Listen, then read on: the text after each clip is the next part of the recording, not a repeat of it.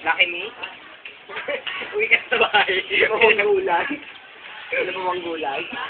Ang ibang gulay. Pumatol daw pa sa bahay. Ayun na o. Kumain na kayo. Yan ang mga bago akong Wala, yung pa rin. gago akong nga eh. Ay, ano? Yan si Mulong. Ang ganda yung pang-primary nito. Oo, yung planggana. Takay. Saan kumakaway mo? Video yan. Alam na naman siya. Yan. Sa lahat ng may servo na may camera, ito tayo eh. Kulit pala pantalon nito. Kulit pala pantalon niya. Madam, kain tayo. Ha? Wow, palabok. Wow. Ikaw ayaw mo talaga? Hindi yung palabo. Magulo ka ha. Yeng-yeng. Ah? Ano kakain ka?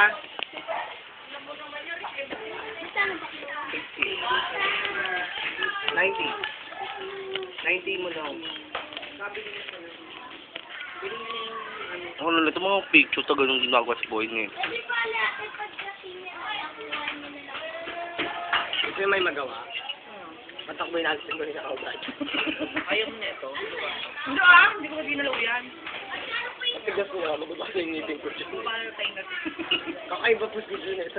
Tiga, mulong yung mabas ka lang may kachichas ka sa mukha. Mulong sabi niya, naglalakad tayo, sabi ko bumupunta ng South, chip daw natin, sabi ni Yeng. Hoy, kausap kita sa phone, Yeng. Sabi mo, ang chip nyo naman, naglalakad. Sabi ko, ayong hirap. Ang narin yun.